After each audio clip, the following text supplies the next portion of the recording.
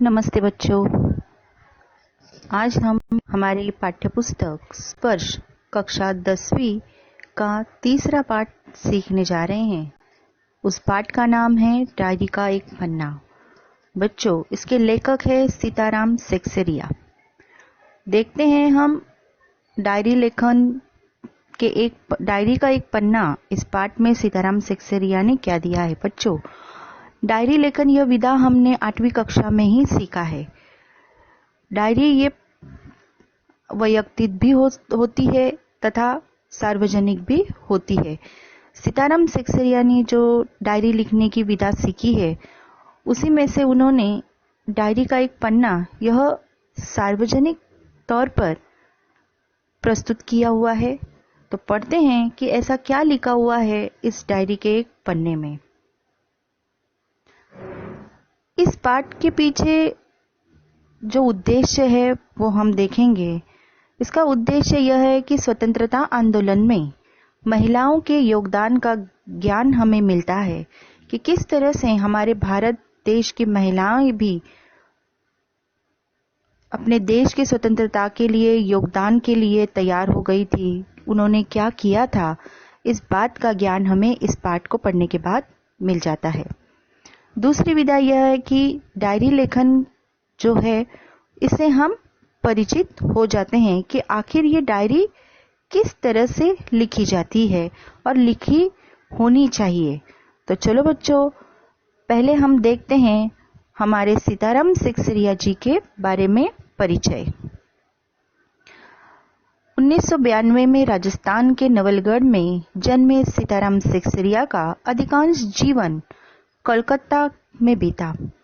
व्यापार व्यवसाय से जुड़े सेक्सेरिया अनेक साहित्यिक, सांस्कृतिक और नारी शिक्षण संस्थाओं के प्रेरक, संस्थापक और संचालक रहे।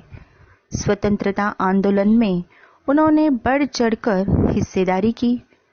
वह गुरुदेव रविंद्रनाथ ठाकुर, महात्मा गांधी, नेताजी सुभाष चंद्र बोस के करीब रहे हैं।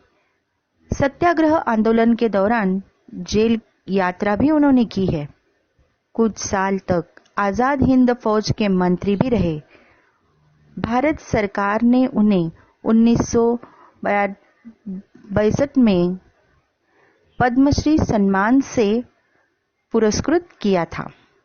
इस पाठ को पढ़ने से पहले मैं आपसे यही बताना चाहती हूँ कि सीताराम सेक्सेरिया जी ने ये डायरी का एक पन्ना, ये जो कहानी इसमें लेखा जोखा लिखा हुआ है, वो हमारा भारत देश आजाद होने से पहले जब गुलामगिरी में था अंग्रेज सरकार के, तब 1930 में सबसे पहले हमारे भारतीय लोगों ने स्वतंत्रता दिवस मनाया था। और उस समय स्वतंत्रता दिवस मनाने में कलकत्ता वासी थोड़े से कम पड़ गए थे और इसीलिए उनके ऊपर जो दोष लगाया गया था, कलंक लगाया गया था, उस कलंक को धोने के लिए इन कलकत्ता वासियों ने अगले साल यानी कि 26 जनवरी 1931 को स्वतंत्रता दिवस जब मनाया गया, तब उसमें जो जोश दिखाया है, उस जोश के बारे में और उस तैयारी के बारे में सीताराम सेक्सेरिया जी ने इस डायरी के एक पन्ने में अपना लेखा जोखा रखा हुआ है। उसी लेखा जोखा को आज हम पढ़ते हैं। तो यहाँ पर जो कहानी लिखी हुई है स्वतंत्रता दिवस मनाने की, वो अंग्रेजों के हुकूमत में लोगों ने मनाया गया था, स्वतंत्रता दिवस था।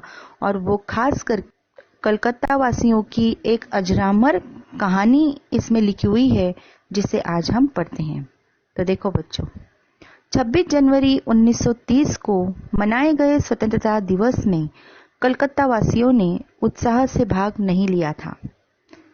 इसलिए 26 जनवरी 1931 का दिन उनके लिए विशेष महत्व रखता था। जैसे कि मैंने आपको बताया था कि 26 जनवरी 1930 को पहला स्वतंत्रता दिवस गुलाम भारत के लोगों ने मनाया था। तब कलकत्ता वासी थोड़े कम पड़ गए थे, लेकिन उन्होंने वही कमी पूरी करने के लिए अगले साल यानी 26 जनवरी 1931 के दिन बहुत महत्व दिया और बड़े जोश के साथ उस दिन को मनाया। तो यही बात यहाँ पर कही है कि 26 जनवरी 1931 का दिन कोलकाता वासियों के लिए विशेष महत्व रखता था। तो देखते हैं उन्होंने 1931 में स्वतंत्रता दिवस मनाते समय क्या किया था। देखो, इस वर्ष केवल प्रचार में 2000 रुपये खर्च किए गए थे। कार्यकर्ताओं ने घर जा जाकर लोगों को समझाया था, उन्हें उत्साहित किया था। मकानों पर राष्ट्रीय झंडा फहरा रहा था और कई मकान तो ऐसे सजाए गए थे कि मानो स्वतंत्रता मिल गई हो। कलकत्ते के प्रत्येक भाग में ही झंडे लगाए गए थे। हर और उत्साह और नवीनता महसूस होती थी। लोगों का कहना था कि ऐसी सजावट पहले कभी नहीं हुई। पुलिस भी अपनी पूरी ताकत से शहर में गश्त देकर प्रदर्शन कर रही थी। मोटार लारियों में गोरखे तथा सार्जेंट प्रत्येक मोड़ पर तैनात थे। देखो बच्चों, ये जो स्वतंत्रता दिवस जब कलकत्ता में मनाया गया था 1931 में, तब उन्होंने अंग्रेज सरकार की हुकूमत थी और उस समय कोई भी उत्साह मनाने से पहले सरकार को निवेदन दिया जाता था। उसी तरह से हमारे गुलाम भारत के लोगों ने भी अपने इस दिन का पूरा लेखा जोखा जो था कार्यक्रम का, वो सरकार को दे दिया गया था और सरकार ने भी अपनी तरह से पूरी ताकत लगाई थी कि इस दिन को सक्सेस न करने की, और इसीलिए उन्होंने मोटर लारियों में गोरखे सार्जेंट प्रत्येक मोड़ पर तैनात किए थे। यानी कलकत्ता में जितने सारे पुलिस के जो विभाग थे, डिपार्टमेंट थे, उस सारे पुलिस डिपार्टमेंट को एक ही काम पर लगाया गया था और वो था गश्त लगाने का। वो इसलिए ताकि ये लोग जो उत्साह जो है, स्वतंत्रता दिवस जो है, उनका कार्यक्रम वो सही समय पर और उत्साह के साथ न मनाए जा सके। इस तरह से पूरी तरह से सरकार भी कोशिश कर रही थी और वहाँ पर जो हमारे गुलाम भारत के जो लोग थे वो भी पूरे तैयारी में थे कि कोई किसी भी हालत में इस दिन को एकदम विशेष तौर पर यादगार बनाया जाए। तो इस तरह से पुलिस को इस काम में लगाया गया था। मोन्यूमेंट के नीचे शाम को सभा होने वाली थी। उस जगह को प्रातः 6 बजे से ही पुलिस ने घेर लिया था। देखो, जहां पर झंडा फहराने वाले थे वहां पर तो पुलिस ने पहले से ही पूरी फौज तैनात कर दी थी ताकि वहां पर झंडा फहरा न जा सके। श्रद्धानंद पार्क में बंगाल प्रांतीय विद्यार्थी संघ के मंत्री अविनाश बाबू ने झंडा गाड़ा तो पुलिस ने उनको पकड़ लिया तथा और लोगों को मारा, पीटा और वहां से हटा दिया। तारा सुंदरी पार्क में कांग्रेस कमेटी के युवा मंत्री हरिश्चंद्र झंडा फहराने गए पर वे भीतर न जा सके। वहां काफी मारपीट हुई और 2-4 आदमियों के सिर भी फट गए। गुजराती सेविका संघ की ओर से जुलूस निकाला गया जिसमें बहुत सी लड़कियां थी, उनको गिरफ्तार कर लिया। 11 बजे मारवाड़ी बालिका विद्यालय की लड़कियों ने अपने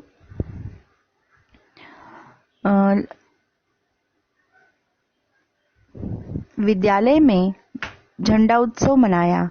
जानकी देवी, मदालसा आदि भी शामिल थी। 2-3 बजे कई आदमियों को पकड़ लिया गया था जिसमें मुख्य थे पूर्णादास और पुरुषोत्तम राय। तो देखो बच्चों, जैसे हमने कहा था कि इस कोलकाता में मनाए गए दूसरे स्वतंत्रता दिवस में महिलाओं ने बड़े जोश के साथ उत्साह दिखाया था, शामिल हो गई थी। तो इस तरह से यहाँ पर हमने देखा है कि कैसे गुजराती सेविका संघ ने जुलूस निकाला, बहुत सी लड़कियां उसमें शामिल हो गई थी। मारवाड़ी बालिका विद्यालय की लड़कियों ने भी अपने विद्यालय में झंडा उत्सव मनाया था। तो इस तरह से यहाँ पर बड़े जोश था लोगों के अंदर, महिलाओं के अंदर, छोटे से लेकर बड़े तक इस उत्साह में शामिल हो गए थे। 26 जनवरी 31 की यह सभा ओपन लड़ाई थी। अब यहाँ पर ओपन लड़ाई यह शब्द इस्तेमाल किया गया है इसलिए कि ये जो स्वतंत्रता दिवस मनाना था, गुलाम भारत के लोगों को ये बहुत मुश्किल था और ऐसे समय में उन्होंने जो उत्साह दिखाया, जो निडरता दिखाई थी, इसीलिए उसे ओपन लड़ाई कहा गया है कि सरकार अंग्रेजों की होते हुए भी हमारे भारतवासियों ने वहां पर अपने स्वतंत्रता दिवस मनाने का जो कार्यक्रम तैयार किया गया था, झंडा उत्सव मनाने का, वो एक तरह की ओपन लड़ाई थी, बहुत निडरता थी। तो इसलिए यहाँ पर ये सभा जो थी वो ओपन लड़ाई की सभा कहा गया है। पुलिस कमिश्नर का नोटिस निकल चुका था कि अमुक अमुक धारा के अनुसार कोई सभा नहीं हो सकती। जो लोग काम करने वाले थे उन सबको इंस्पेक्टरों के द्वारा नोटिस दी गई थी कि आप यदि सभा में भाग लेंगे तो दोषी समझे जाएंगे। तो दूसरी तरफ काउंसिल की ओर से नोटिस निकल गया था कि मोनुमेंट के नीचे ठीक 4:24 पर झंडा फहराया जाएगा तथा स्वतंत्रता की प्रतिज्ञा पढ़ी जाएगी। बच्चों, यहाँ पर पुलिस कमिश्नर का नोटिस और काउंसिल का नोटिस, इस तरह से दो प्रकार की नोटिसें हैं। तो हम पहले समझ कर लेते हैं कि पुलिस कमिश्नर की नोटिस, जैसे कि हमारे भारत देश में जब अंग्रेजों की सरकार थी तब उनकी हुकूमत चलती थी, उनकी ही पुलिस तैनात थी, पूरी सरकार उनकी थी। इसीलिए जब इस स्वतंत्रता दिवस को मनाने का जो कार्यक्रम था, जो निवेदन था, वो उन्होंने अंग्रेज सरकार को तो पहले से ही दिया था और इसी तौर पर वहाँ के पुलिस कमिश्नर ने नोटिस लोगों को निकाली थी कि यह सभा नहीं होगी और जो भी सभा में भाग लेगा या भाषण करेगा उसे दोषी मानकर गिरफ्तार किया जाएगा। तो इस तरह से ये सरकार की नोटिस थी, इसीलिए उसे कहा गया है कि एक पुलिस कमिश्नर का नोटिस था, यानी यहाँ पर गवर्नमेंट की ही नोटिस थी। और दूसरा है काउंसिल की नोटिस। काउंसिल की नोटिस यानी गुलाम भारत के जो लोग थे, हमारे भारतीय लोगों ने जो निडर कर रहे थे, नेतृत्व कर रहे थे, उन लोगों की जो एक कमेटी बनी हुई थी, उस कमेटी को काउंसिल कहा गया है और उनके यहाँ से नोटिस निकाला गया था कि कुछ भी हो लेकिन मोनुमेंट के यहाँ पर ठीक 4:24 पर झंडा फहराकर स्वतंत्रता की प्रतिज्ञा पढ़ी जाएगी। तो इस तरह से लोगों के सामने पुलिस कमिश्नर यानी सरकार की नोटिस और काउंसिल की नोटिस, ये दोनों भी चैलेंज था, लेकिन लोगों ने काउंसिल के नोटिस को महत्व दिया और उसी को स्वीकार कर उन लोगों ने स्वतंत्रता दिवस मनाने के लिए सब अपने घरों से बाहर निकले और जैसे जैसे जुलूस हो और सभाएं तय की गई थी, उस जगह पर लोग अपने अपने तरीके के साथ, अपने जोश के साथ, उत्साह के साथ, पूरे तैयारी के साथ निकल पड़े थे।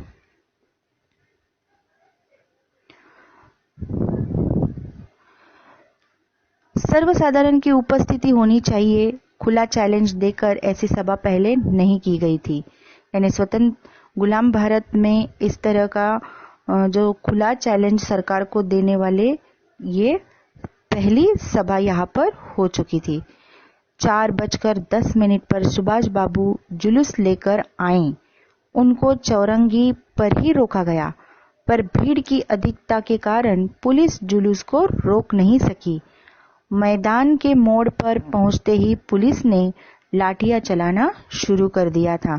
देखो बच्चों, इस चित्र के द्वारा हम देख सकते हैं कि कितनी भीड़ है मोनुमेंट की तरफ।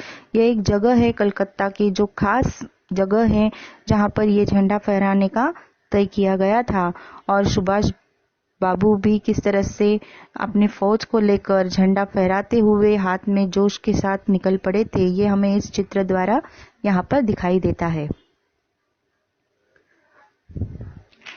बहुत आदमी घायल हुए, सुभाष बाबू पर भी लाठियां पड़ी। सुभाष बाबू बहुत जोरों से वंदे मातरम बोल रहे। पुलिस भयानक रूप से लाठियां चला रही थी। क्षितिज चटर्जी के फटे हुए सिर से खून बह रहा था। इधर यह हालत थी और उधर स्त्रियां मोन्यूमेंट की सीढ़ियों पर झंडा फहरा रही थी और घोषणा पढ़ रही थी। सुभाष बाबू को पकड़ लिया गया और गाड़ी में बैठाकर लाल बाजार लॉकअप में भेज दिया गया। कुछ देर बाद ही स्त्रियां जुलूस बनाकर वहां से चली। साथ में बहुत बड़ी भीड़ इकट्ठा हो गई। कुछ देर शांत रहकर पुलिस ने फिर से डंडे चलाने शुरू कर दिए। अब की बार भीड़ ज्यादा होने के कारण बहुत आदमी घायल हुए। धर्मतले के मोड़ पर आकर जुलूस टूट गया। यह कलकत्ता का एक जगह है, धर्मतले के मोड़ पर। पुलिस ने उनको पकड़कर लाल बाजार भेज दिया। स्त्रियों का एक भाग आगे बढ़ा, जिसका नेतृत्व विमल प्रतिभा कर रही थी। उनको ही बहु बाजार के मोड़ पर रोका गया। उस दिन कुछ मिलाकर 105 स्त्रियां पकड़ी गई थी। बाद में रात को 9 बजे सबको छोड़ दिया गया। कलकत्ता में आज तक इतनी स्त्रियां एक साथ गिरफ्तार नहीं हो गई थी। देखो, अस्पताल गए लोगों को देखने से मालूम हुआ था कि 160 आदमी तो अस्पतालों में पहुंचे और जो लोग घरों में चले गए वे अलग ही थे। इस प्रकार 200 घायल जरूर हुए थे। पकड़े गए आदमियों की संख्या का पता ही नहीं था, पर लाल बाजार के लॉकअप में स्त्रियों की संख्या मात्र 105 थी। उस दिन जो कुछ हुआ वह अपूर्व हुआ था। अपूर्व हुआ था यानी एक अद्भुत था, चमत्कार था, अविस्मरणीय था। बंगाल के नाम या कलकत्ता के नाम